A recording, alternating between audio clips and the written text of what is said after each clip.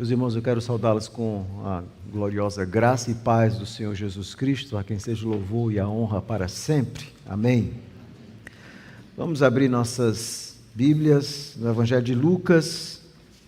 Vamos ler o capítulo 23, versículo 44 a 49. Lucas 23, 44, 49. Vamos ver aquilo que a bendita palavra de Deus nos diz.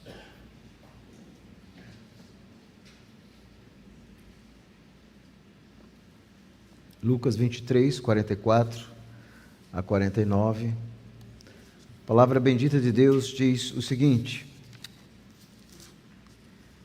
já era quase a hora sexta, e escurecendo-se o sol, houve trevas sobre toda a terra até a hora nona. E rasgou-se pelo meio o véu do santuário. Então Jesus clamou em alta voz: Pai, nas tuas mãos entrego o meu espírito. E dito isto, expirou. Vendo o centurião o que tinha acontecido, deu glória a Deus, dizendo: verdadeiramente este homem era justo. E todas as multidões reunidas para este espetáculo, vendo o que havia acontecido, retiraram-se a lamentar, batendo nos peitos. Entretanto, todos os conhecidos de Jesus e as multidões que o tinham seguido desde a Galileia permaneceram a contemplar de longe estas coisas. Vou me concentrar nessa noite especialmente no versículo 46. Então Jesus clamou em alta voz: Pai, nas tuas mãos entrego o meu espírito. E dito isto, expirou. Amém, a bendita palavra do Senhor. Vamos orar. Senhor, nós, como teu povo, nos reunimos na tua santa e bendita presença nessa noite, reconhecendo quão carentes da presença do Espírito, da direção do Espírito, da iluminação do Espírito, para que as verdades que foram planejadas sejam ditas no poder do Espírito. Porque só o teu Espírito, atuando pela palavra, pode converter, pode transformar, pode encorajar, pode mudar pecadores. E é confiando nisso que nós nos colocamos em tuas santas mãos. Fala ao coração do teu povo, nos prepara também para a ceia do Senhor, que vamos participar logo mais. Essa é a nossa oração em nome de Jesus. Amém. Você já experimentou ou presenciou a morte de alguém? Você já viu alguém morrendo? Com certeza não é um momento fácil, é um momento terrível. Uma coisa é quando nós sabemos que alguém morreu, outra coisa é você presenciar aquele momento final. Quantos moribundos expressam confiança em Deus nesse último momento? Quantos, naquela hora-chave, naquele momento onde ele sabe que vai morrer, eles ainda continuam expressando que confiam em Deus? Quantos não se deixam levar ou ter o seu coração tomado de um profundo temor na hora da morte? Até mesmo um autor não cristão secular, ele diz o seguinte, abre aspas, de todos os relatos que analisei, não encontrei um povo que exibe mais confiança na hora da morte do que os cristãos, fecha aspas. Mas por que os cristãos exibem tanta confiança na hora da morte? Bom, quando nós vemos a morte do Senhor Jesus, ela serve de exemplo para nós. A forma confiante como Jesus morre. Obviamente, a morte de Jesus, ela não apenas expressa a sua confiança em Deus. Há um sentido em que a morte de Jesus ela é completamente diferente, porque ela é vicária, ele está morrendo para pagar o preço pelo pecado de muitos pecadores que o Pai lhe deu. Mas a morte de Jesus, além de ser vicária, como nós usamos a expressão em teologia, ele morre em lugar de alguém, A morte de Jesus também, ela é exemplar. É alguém que morre expressando uma profunda confiança em Deus. E é isso que nós vemos aqui, nessa última frase de Jesus na cruz do Calvário: Pai, em tuas mãos entrego o meu espírito. Qual o significado dessa frase do Senhor Jesus? Por que ela é importante para nós? Por que nós devemos refletir nela? São essas perguntas que nós vamos meditar nessa noite. Esse texto que nós lemos, meus irmãos, nós estamos lendo aquilo que Lucas retrata como, e os demais evangelhos, como a cena da paixão. Todos os evangelistas vão narrar, Mateus, Marcos, Lucas e João, todos eles vão retratar essa cena, e os relatos deles se complementam. E, obviamente, o nosso objetivo hoje é narrar especificamente, analisar especificamente essa cena da morte do Senhor Jesus, conforme Lucas. E quando Lucas vai nos contar a morte de Jesus, esse momento final, Lucas parece aquele diretor hollywoodiano, onde ele aponta as câmeras para os ângulos corretos. Observe que Lucas apresenta a crucificação e a morte do Senhor Jesus em 4 sessões, onde em cada sessão há uma declaração do Senhor Jesus. A primeira cena que Lucas mostra é o caminho para a cruz. Capítulo 23, versículo 26 a 31, onde Jesus vai fazer um lamento por aquelas mulheres enlutadas que estão chorando, versículo 23, 28 a 31, se você voltar um pouco, você vai encontrar isso. Jesus diz: Filha de Jerusalém, não chorem por mim, chorai antes por vós mesmas e por vossos filhos. Logo em seguida, do versículo 32 a 38, na segunda cena, é a cena da crucificação. E mais uma vez há um pedido de Jesus: Pai, perdoa-lhes porque eles não sabem o que fazem. Mais uma vez nós temos uma declaração do Senhor Jesus. A terceira cena, versículo 39 a 43, é da zombaria, onde aqueles homens começam a zombar Jesus, mas um malfeitor, alguém que está ali sentado, aliás, que está crucificado ao lado do Senhor Jesus, clama e diz: lembra-te de mim, Senhor, quando entrares no teu reino. E Jesus, mais uma vez, é uma declaração que Lucas vai nos narrar: hoje mesmo estarás comigo no paraíso. E a última cena é essa aqui, a da morte, onde nós vemos o Senhor Jesus morrendo, com vários acontecimentos em volta, e mais uma vez há uma declaração do Senhor Jesus. 4 cenas, em cada uma delas uma declaração do Senhor Jesus. E aqui na morte do Senhor Jesus nós encontramos essa declaração maravilhosa: Pai, em tuas mãos entrego o meu espírito. Aqui nós vemos o Senhor Jesus enfrentando a morte, a crucificação e proferindo essas belíssimas palavras na cruz do Calvário. Então, o nosso objetivo é analisar exatamente essa cena, a cena da morte de Jesus. Eu quero chamar a sua atenção, versículo 44 a 49. O que é que essa cena nos ensina? O que é que ela pode nos dizer? Nós vimos que Lucas ele vai encapsular a crucificação e a morte do Senhor Jesus através de 2 frases ditas pelo Senhor Jesus. A primeira: Pai, perdoa-lhes porque eles não sabem o que fazem, no início da crucificação. E a última, que é exatamente essa: Pai, nas suas mãos entrego o meu espírito. Lucas, de forma magistral, vai retratar a primeira e aquilo que nós chamamos a última frase de Jesus na cruz. Em ambas ele se dirige a Deus como Pai,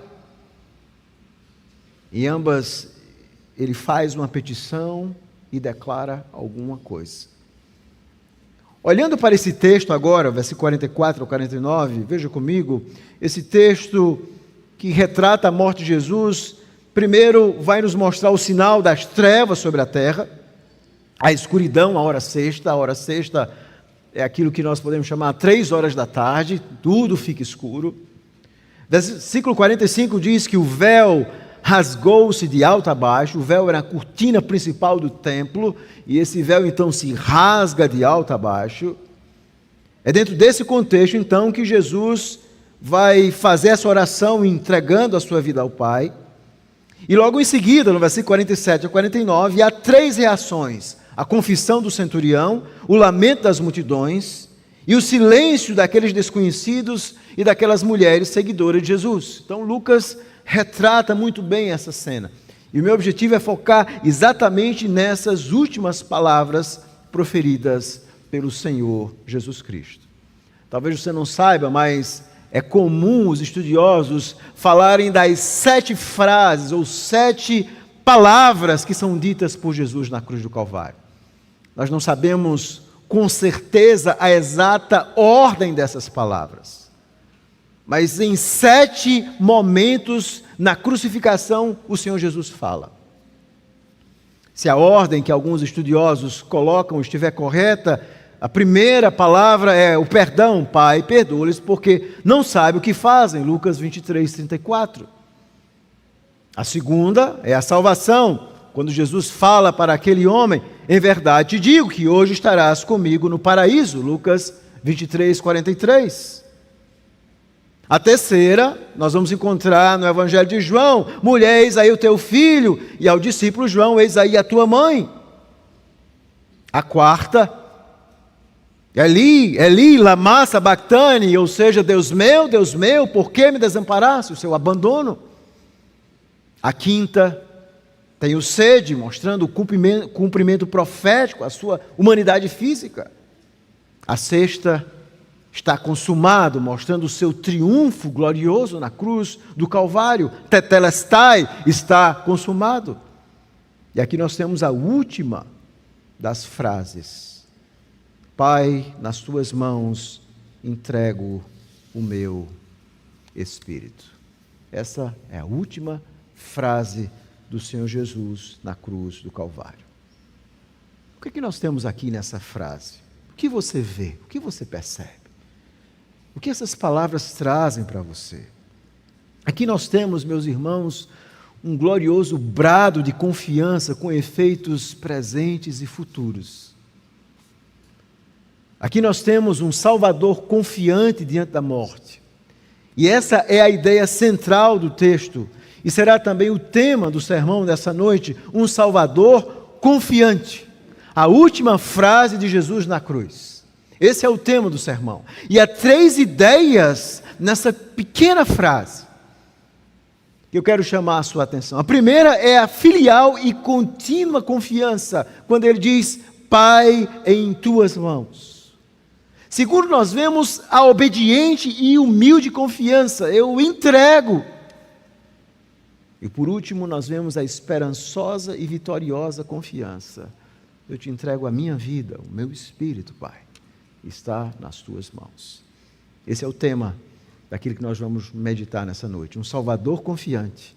A última frase de Jesus na cruz, a sua filial e contínua confiança, a sua obediente e humilde confiança, e a sua esperançosa e vitoriosa confiança. Vamos analisar cada um desses aspectos. Primeiro, a filial e contínua confiança.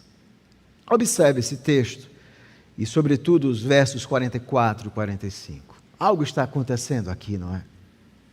De alguma forma, o céu está falando. O céu começa a falar, e não de forma audível, mas através de acontecimentos inusitados.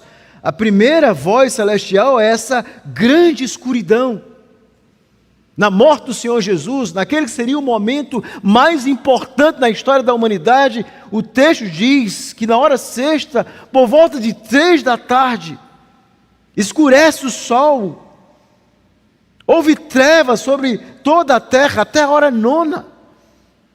Então, do meio-dia até 3 da tarde, durante 3 horas, todo aquele local é marcado por uma profunda escuridão. Deus está comunicando alguma coisa. É um momento de trevas e de vida, é um momento trágico. Deus, o Pai, está chamando a atenção para aquele momento onde o seu filho vai morrer, onde o seu filho vai sofrer. O céu está comunicando alguma coisa.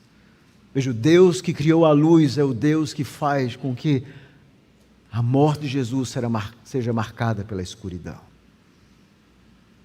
A segunda forma do céu falar é que no versículo 45 diz que rasgou-se pelo meio o véu do santuário. Mateus vai colocar que foi após a morte de Cristo. Obviamente, o objetivo de Lucas e Mateus não é ter uma ordem cronológica exata dos eventos, mas mostrar coisas singulares que acontecem naquele momento. E o que é que significa esse véu? Tanto no tabernáculo como no templo, Deus, desde que o homem havia pecado e se rebelado contra Deus, lá no Jardim do Éden, Deus recria uma forma do homem chegar à sua presença. E essa forma seria através de sangue. Deus entraria em aliança, agora uma aliança da graça, que seria marcada por sangue. Então você pegava o animal, colocava as mãos sobre aquele animal, e aquele animal era sacrificado. E a ideia era muito clara, ou seja, Deus está providenciando um substituto que vai pagar em seu lugar, ou seja, o pecado não pode ficar impune. Mas Deus, por amor e por graça, está substituindo um animal. E aquele animal então morre e paga o seu preço e derrama o sangue no seu lugar. E uma vez por ano, o sumo sacerdote, apenas uma vez por ano, ele entrava no Santo dos Santos. E o tabernáculo e também no templo existiam aquelas cortinas separatórias. E uma vez por ano, então, ele entrava no Santo dos Santos e abria aquela cortina. E ali no Santo dos Santos tinha a Arca da Aliança, em cima o propiciatório. E o sumo sacerdote, então, colocava o sangue ali. Dentro da arca existiam as tábuas da lei, mostrando a santidade de Deus. Existiam também outras peças relativas à caminhada com o povo no deserto, a vara, o maná. Mas ali em cima existia um local chamado propiciatório. Como um Deus santo pode ser propício a um povo pecador? E uma vez por ano, então, o sangue era derramado ali. E Deus então perdoava o pecado do povo. Uma vez por ano, aquela cortina era aberta. Nenhum homem entrava, apenas o sumo sacerdote, apenas o mediador.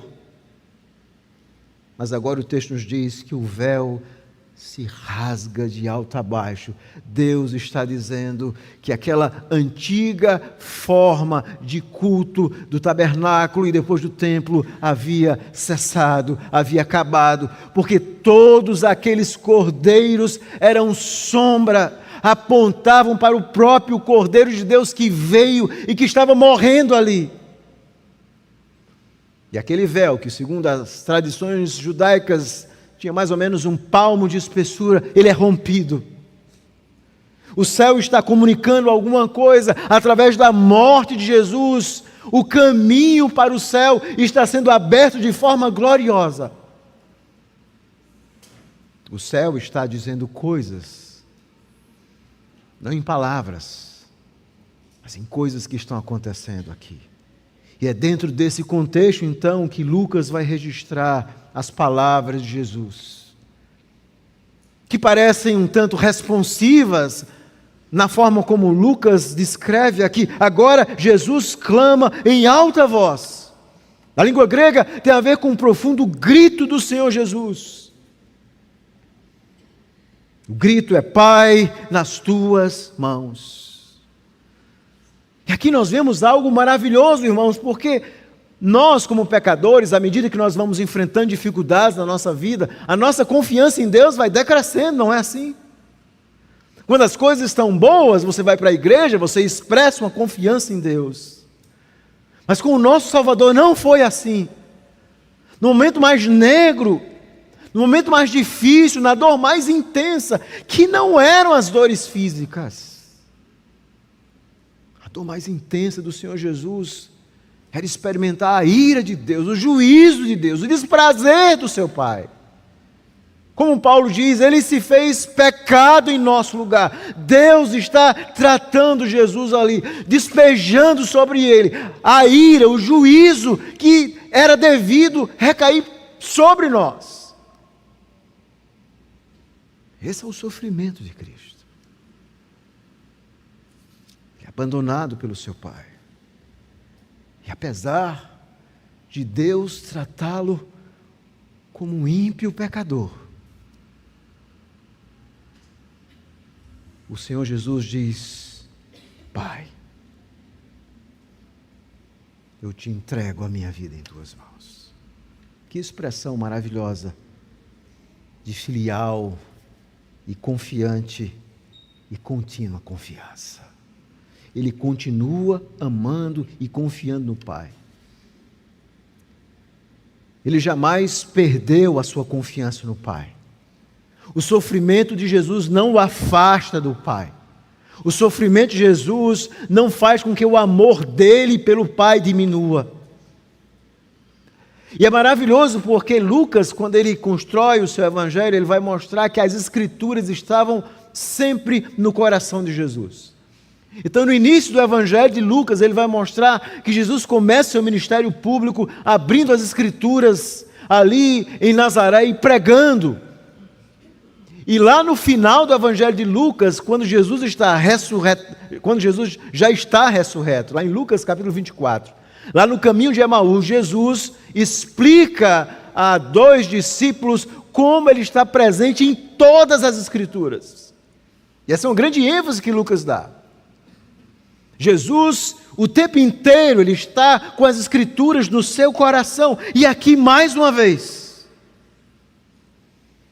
porque essa frase que Jesus diz é nada mais, nada menos do que uma citação do Salmo 31, versículo 5. Se você voltar um pouco no Salmo 31, versículo 5, nós encontramos essa citação que diz o seguinte: nas tuas mãos entrego o meu espírito, tu me remiste, Senhor, Deus da verdade. O Senhor Jesus está nesse momento tão difícil da sua vida, o seu coração ainda está cheio das Escrituras, lembrando das promessas das Escrituras. Ele está expressando através desse salmo. Talvez você não saiba, mas o Salmo 31 é um salmo de louvor a Deus, é um salmo de lamento, mas ao mesmo tempo um salmo de louvor. Aquele que está lamentando é aquele que ao mesmo tempo louva a Deus. E aqui nós vemos o Senhor Jesus, nesse momento drástico, se voltando ao Pai, mostrando o seu amor ao Pai, a sua comunhão com o Pai, entregando a sua vida nas mãos do Pai. Ali na cruz do Calvário, muitas mãos haviam tocado o Senhor Jesus. Mãos haviam espancado ele, mãos haviam colocado uma coroa de espinhos, mãos haviam perfurado o seu corpo. Mas agora, ele se lança inteiramente nas mãos do Pai. Em tuas mãos, Pai, eu me entrego. Isso é confiança total e absoluta. E por que ele está se entregando ao Pai? Porque ele confia no Pai. Porque ele sabe que o Pai cumpre as suas promessas. Porque ele veio exatamente fazer aquilo que ele foi chamado para fazer. Entregar a sua vida. Há uma cena interessante na Segunda Guerra Mundial, quando os alemães destruíram uma cidade na França, e um pai, juntamente com 5 filhos, resistindo duramente contra os alemães, o pai percebe que um deles precisava sacrificar. E o pai já era velho, ele não tinha como se sacrificar ou correr para despistar aquele regimento alemão. E eles então deviam decidir entre aqueles 5 filhos quem vai se sacrificar pelos demais. E o filho mais velho então se coloca e diz: meu pai, eu confio no seu julgamento, quem você enviar, Essa pessoa irá, e o filho mais velho se coloca, e ele então vai e pega a única bomba e dinamite que ele tinha nas mãos e se lança e corre para o fronte de batalha, para de alguma forma, enquanto ele corre, encarando aqueles nazistas, o seu pai e os seus irmãos possam de alguma forma fugir, correr em outra direção. E aquele homem então corre no meio dos alemães, ele abre, enquanto ele está correndo, ele abre a sua granada e ele se explode, matando vários alemães. E através da sua morte, ele livra todos os seus irmãos. Essa é uma pobre ilustração daquilo que está acontecendo aqui. Através da morte de Jesus está experimentando a ira, o sofrimento terrível, a justiça de Deus. Os nossos pecados estão sobre Ele. E de alguma forma, tudo está recaindo sobre Ele. O que você fez, o que você vai fazer no futuro. Não o pecado de um ou dois, mas de todo o povo de Deus, de todos os crentes, de todas as épocas. Era um peso terrível. Era uma terrível bomba, a ira de Deus que está sobre ele. Ele está recebendo essa terrível bomba para que ela não recaísse sobre nós. E nessa hora, quando ele está experimentando essa terrível bomba atômica da ira de Deus, ele ainda está expressando a sua confiança no Pai. É por isso que a cruz é um convite, meus irmãos, à confiança. A confiança em um Jesus que está pagando o preço pelo nosso pecado, mas também um convite à confiança olhando para o exemplo do Pai. Isso nos leva a pensar qual é a nossa reação em meio ao sofrimento. Como nós agimos quando nossos planos são frustrados, quando a doença nos consome, quando recebemos a notícia que vamos morrer. Será que nós conseguimos expressar exatamente essas palavras do Senhor Jesus? Pai, nas tuas mãos eu entrego o Espírito. Não são essas mesmas palavras em Atos capítulo 7 que Estevão vai repetir quando ele está sendo apedrejado, está sendo morto, como o primeiro mártir cristão? É exatamente isso que ele diz. Pai, perdoa porque eles não sabem o que fazem. Ele está de alguma forma imitando o Senhor Jesus, intercedendo por aqueles algozes, mas mostrando confiança no Pai, até o fim. Nós somos chamados a expressar essa confiança. Um Salvador confiante nos inspira a seguirmos por esse mesmo caminho, porque se Ele confiou no Pai, isso significa que eu e você também podemos confiar, e mesmo nas horas mais difíceis da nossa vida, dizer: Tu és o nosso Pai, Tu és o meu Pai. Eu entrego a minha vida nas tuas mãos, Senhor. Não há lugar mais seguro e melhor do que as tuas mãos. Mas essa também é uma obediente e humilde confiança. Observe essa palavra, entrego. Entrego. Eu entrego. Na língua grega está em uma forma indicativa que tem a ver com afirmação de realidade, de fato, de assertividade. E essa forma ela é importante porque, de alguma forma, está em uma forma presente que mostra que Jesus não está descrevendo uma rotina, mas uma ação que ocorre no momento da sua fala, é um ato de entrega. E Lucas faz questão de mostrar isso na forma como ele escreve no grego, na voz média, no indicativo, mostrando e essa voz média mostra exatamente isso, essa ideia de uma entrega voluntária. Jesus não está expressando um desejo vago, Ele está dizendo: eu entrego inteiramente a minha vida, Pai, nas tuas mãos. É uma profunda segurança do Senhor Jesus. E esse texto, que é citado tanto no Antigo Testamento como na Septuaginta, bem semelhante ao texto de Lucas, na Septuaginta tem: no futuro, nas tuas mãos eu entregarei o meu espírito. Mas de alguma forma aqui, Jesus vai usar o presente, mostrando que naquela ocasião específica, ele confia no Pai. Ele entrega a sua vida voluntariamente. E por que Jesus está se entregando nas mãos do Pai? Porque esse era o único meio de salvação. Era uma obediência absolutamente necessária. Aqui nós temos o coração do Evangelho, meus irmãos, que é a doutrina da justificação pela fé somente em Cristo. E a doutrina da justificação pela fé somente em Cristo é aquilo que Lutero dizia, o coração de uma igreja, é o coração da nossa fé. Ou a nossa fé fica de pé ou cai a partir dessa doutrina. E o que é que essa doutrina nos ensina de forma muito clara e simples? Primeiro, que é um Deus justo, santo e perfeito, que eu e você jamais conseguiremos agradá-lo, por melhor que nós sejamos. O único pecado em nossa vida, o único pensamento pecaminoso, diante de um Deus cuja justiça é infinita, isso será uma mancha eterna aos olhos de Deus. Não há nenhuma esperança para pecadores como eu e você. Ninguém pode dizer, eu nunca errei, eu nunca falhei. Diante de um Deus justo, ninguém pode satisfazê-lo.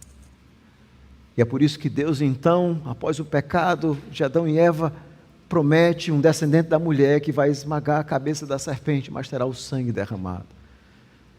E a justificação, ela tem dois pilares centrais. Pensa nessa doutrina como uma armação, uma casa que tem duas bases. O primeiro pilar tem a ver com a obediência de Cristo.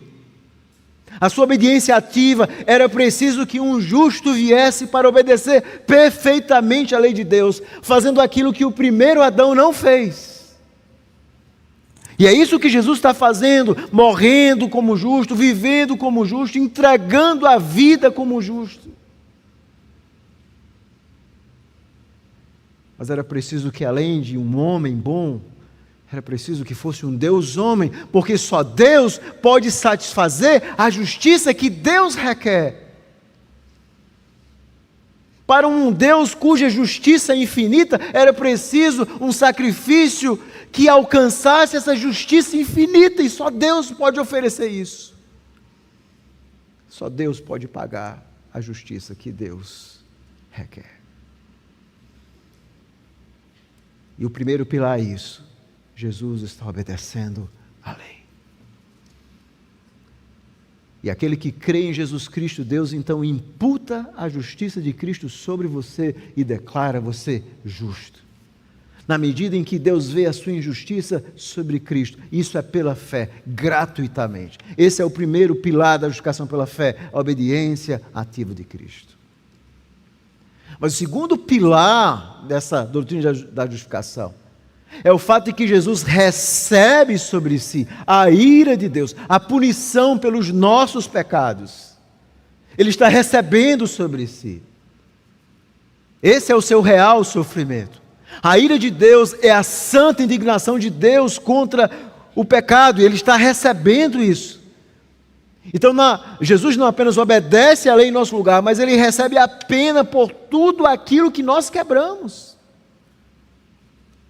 E quando você crê em Jesus Cristo, quando você reconhece que é um pecador, Deus te declara justo. A tua culpa foi paga. E quando então você peca, você lembra que a culpa já foi paga, e agora, ainda que nós tenhamos a poluição do nosso coração pecador, nós encontramos perdão nesse mesmo Deus que nos justifica em Cristo, é o mesmo que nos perdoa. E aquele que crê em Jesus Cristo recebe graciosamente a justiça de Cristo. É o que Paulo diz em Romanos 5:1, justificados, pois, mediante a fé, nós temos o quê? Paz com Deus. Você não vive desesperado com Deus, você não vive com medo de Deus, você não vive fazendo alguma coisa, talvez uma prece, talvez fazendo alguma campanha, alguma corrente de oração, alguma coisa para que Deus então olhe para você.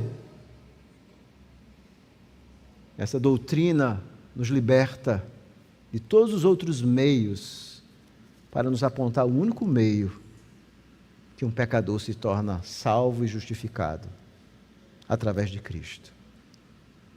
E a vontade do Pai movia o Filho. Ele vive uma vida obediente, ele cumpre as profecias. E agora, nesse último momento, ele está morrendo de forma voluntária, é o que ele diz a Pilatos, lá em João 19, 10, 11. Pilatos diz: você não sabe que eu tenho um poder para libertar você? E Jesus disse assim: nenhum poder você teria se do céu não fosse dado. Jesus poderia pedir que legiões de anjos libertassem, que o livrassem. É por isso que a crucificação, meus irmãos, é um momento tão enigmático do amor de Deus, porque Jesus está ali morrendo e sofrendo por mãos pecadoras, por mãos de homens. Nós temos que lembrar que tudo foi feito por meio de Jesus Cristo. Ele é o Criador de todas as coisas e agora está recebendo afrontas de suas criaturas. E nesse momento ele expressa sua total confiança em Deus. A morte dele não foi um incidente vago, sem sentido, mas um compromisso obediente, gracioso, amoroso. É isso que está acontecendo aqui. Pai, eu entrego a minha vida. Ele entregou a sua vida por mim, por você. Se você é um crente verdadeiro, o seu Salvador morreu por você. Ele se entregou por você. É isso que a ceia do Senhor nos mostra, essa entrega voluntária.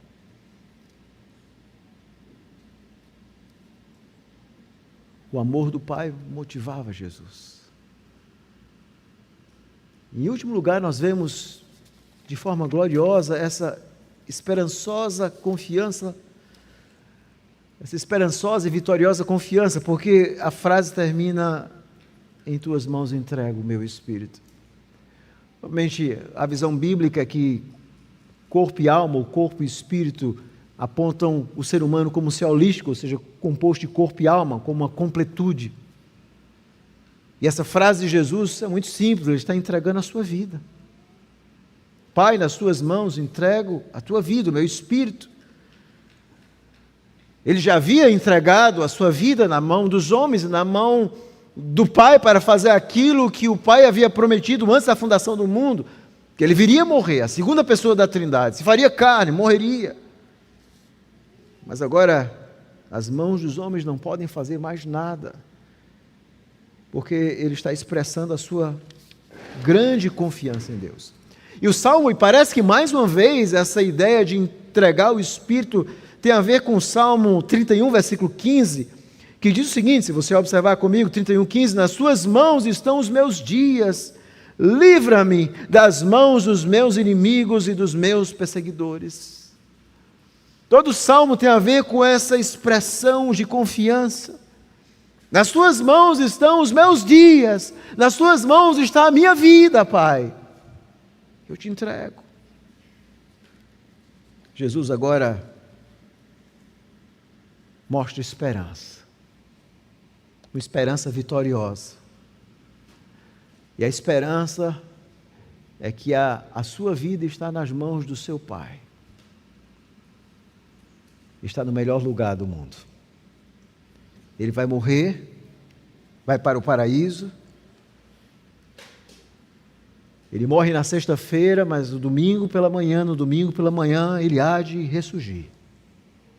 Ele ressuscita, é visto, permanece um tempo, sobe aos céus, como Deus homem, será sempre Deus homem, intercede por nós, virá como Deus homem, foi nos preparar um lugar, como João diz, e há de retornar como Deus homem. Aqui nós vemos um Salvador confiante, irmãos, expressando uma filial e obediente confiança na hora mais negra da sua vida. Aqui nós vemos um Salvador confiante, mostrando a sua obediência, a sua humildade, o seu amor pelo Pai. Aqui nós vemos um Salvador que voluntariamente se entrega ao Pai, porque esse era o único meio de pecadores como eu e você serem salvos. Não havia outro meio. A justiça de Deus só pode ser satisfeita por Deus. Aqui nós vemos um Salvador cheio de esperança e de vitória, entregando as suas mãos nas mãos do Pai, confiando na promessa que o Pai havia feito: senta-te à minha direita, até que eu ponha todos os inimigos debaixo dos teus pés. Ele há de ressurgir, o Rei dos Reis, o Senhor dos Senhores, Jesus Cristo. Há uma história que eu já contei um tempo atrás aqui na igreja. É uma história daquelas narrativas orientais. E essa história fala a respeito de um beduíno. E esse beduíno tinha um filho muito bom, muito obediente. E o pai então envia aquele beduíno com uma missão. Aliás, o pai beduíno envia o seu filho com a missão. O filho deveria resgatar uma propriedade de um homem mau, distante, que ele não conhecia. E ele então vai. O filho vai tentar resgatar a propriedade. Aquele homem mau, quando ele vê e reconhece o filho do beduíno a quem ele devia, ele mata aquele jovem, cruelmente.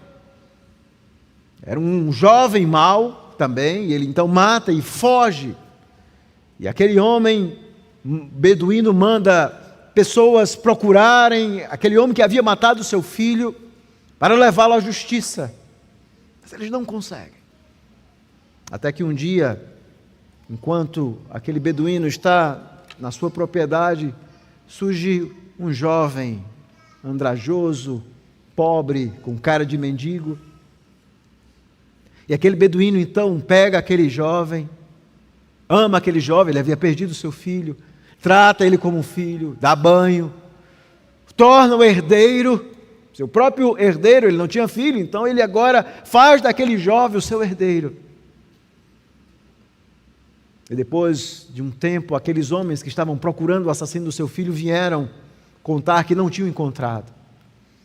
E quando chegam na sua propriedade, eles ficam aterrorizados.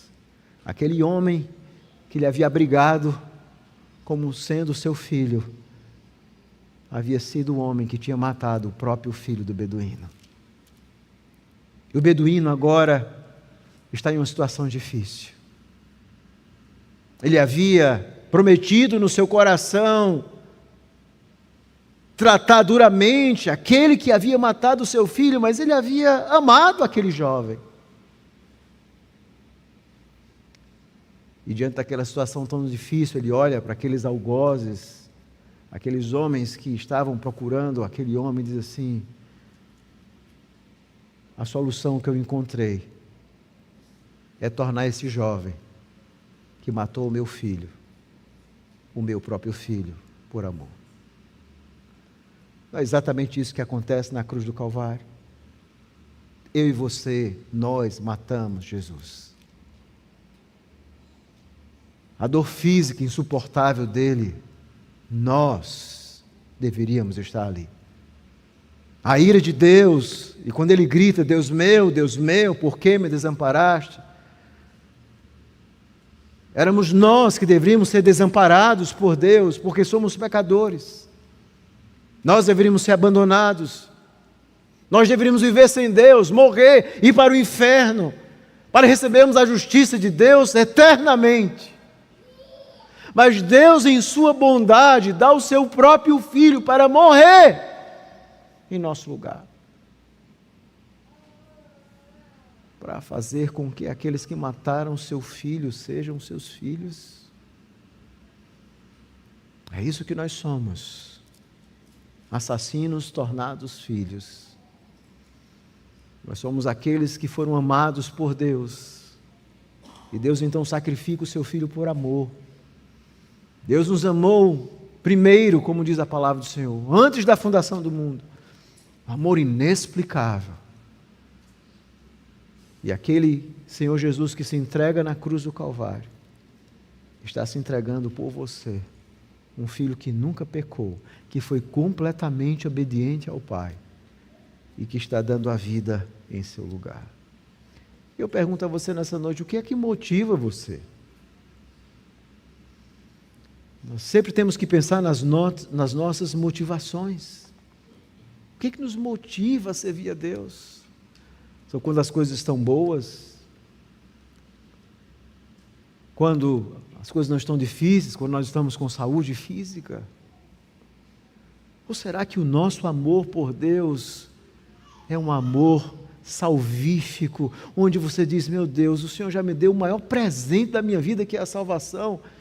Então, se eu morrer, eu sou do Senhor, como diz o apóstolo Paulo. Se vivemos, somos do Senhor. Se morremos, somos do Senhor. Quer vivamos, quer morramos, nós somos do Senhor. Esse é o presente. Essa é a nossa vida. E a nossa vontade agora é ter essa confiança absoluta e em cada momento da nossa vida dizer, Pai, aqui está a minha vida. A minha vida está nas Tuas mãos. Eu confio nas Tuas promessas. Eu confio no Teu cuidado. Eu confio que o Senhor está guiando a minha vida. E isso significa esperança, irmãos. Esperança não é um sentimento abstrato. Esperança é a certeza absoluta nas promessas de Deus. Se Ele disse que jamais vai nos deixar e nunca vai nos abandonar, é porque assim será. Esperança é isso. E nós temos que ter essa esperança e essa confiança. Nós somos chamados a emular, a imitar em nossa vida esse glorioso Salvador, que de forma vicária, obviamente nós não podemos imitar isso, mas também de forma exemplar, mostrou confiança até o último momento. Nós temos que imitar essa confiança do nosso Senhor. Talvez você esteja aqui nessa noite e você não é um cristão verdadeiro. Onde você deposita a sua confiança? Onde está a esperança da sua alma? Nos homens, em você mesmo, nos governos, nos políticos? Eles jamais vão te ajudar a resolver o seu maior problema. Um Deus santo e justo, cujas obras você jamais conseguirá satisfazê-lo. Não através das suas obras. Pense no melhor homem, no mais justo, no mais digno, no mais nobre. Ele ainda é um pecador. Ele ainda é digno do inferno diante de um Deus santo e justo. É por isso que você precisa desesperadamente de Cristo nessa noite. E é por isso que nós crentes, nós temos que ter esse Pai. Talvez você não conheça a Deus, mas talvez nessa noite Deus possa transformar a sua vida e você vai conhecer não apenas um Deus etéreo, como um X em uma equação matemática, mas você vai conhecer um Deus que é um Pai, que cuida. Em Jesus, Deus pode se tornar o seu Pai. Mas se você continuar vivendo uma vida distante de Deus, você não vai encontrar um Deus que é um Pai. Você, ao morrer, vai encontrar um Deus que é um juiz justo e irado, que trata o pecado e condena pecadores. E a minha oração é que você nunca veja a face desse Deus. Se arrependa hoje mesmo. A ceia do Senhor, meus irmãos, aponta exatamente para isso, para esse Salvador confiante. E é por isso que há uma pergunta, e eu quero concluir, lembrando uma pergunta que tem no nosso Catecismo Maior, uma pergunta 163, que diz o que são os sacramentos, o batismo e a ceia, qual o significado deles? E a resposta é muito profunda. Os sacramentos são ordenanças santas instituídas por Cristo, ou seja, Cristo ordenou o batismo e a ceia. E continua, para significar, ou seja, eles são sinais, eles apontam para coisas gloriosas. E selar, ou seja, e apresentar àqueles que estão sob o pacto da graça os benefícios da sua mediação, para mostrar a nossa união com Cristo, para mostrar que nós fazemos parte do povo de Deus. E continua, para fortalecer e aumentar a sua fé e todas as outras graças, ou seja, através da ceia do Senhor, a nossa fé é aumentada. Mas eu quero chamar a atenção para algo que a confissão diz, que o catecismo diz, aliás, assim, para os obrigar à obediência, para testemunhar e conservar o seu amor e comunhão uns com os outros, para obrigar a obediência, ou seja, através da ceia do Senhor, nós nos lembramos desse Salvador, e lembramos que Ele nos comprou e nos chamou para emularmos, para imitarmos o seu amor e a sua obediência. Um filho que foi obediente ao Pai. Um Salvador que até as últimas circunstâncias confiou no Pai. É aquele que nos chama a uma obediência total, irrestrita, absoluta, acircunstancial, em cada momento da nossa vida, a esse Deus vivo e verdadeiro. É esse Deus que nos chama a confiar nele sempre. A ceia do Senhor é esse convite. Obedeçam ao Rei. Sigam o exemplo dele. Confiem nele em sua obra. E descansem nesse Deus que é Pai. Que Deus aplique essa palavra em nossos corações. Vamos orar. Senhor Deus bendito, nós queremos te agradecer. Nós queremos te bendizer. Obrigado porque a tua palavra ela é sempre profunda, eficaz, poderosa. E a nossa oração é que o teu bondoso Espírito nos prepare para que possamos ter de fato uma vida de confiança absoluta. Quero te pedir por aqueles que estão enfermos, aqueles que talvez estejam enfrentando um momento difícil em sua vida. Nós estamos vivendo uma geração doente que muitos, inclusive que se dizem cristãos, eles parecem não confiar de fato no Pai. Vemos uma geração deprimida, solitária, angustiada, depressiva. Que o Senhor tenha misericórdia desses corações, para que eles venham aprender a depositar a sua confiança, a sua esperança, e experimentar a paz que vem do Senhor, a paz que excede todo o entendimento, que guarda as mentes, que guardam os corações, como o próprio Senhor Jesus faz isso naquele momento de tanta dor e sofrimento. E nós somos chamados a imitar o seu exemplo, confiando no Senhor, descansando no Senhor, e encontrando em Cristo nosso ombro de descanso. Em nome dele que nós oramos. Amém.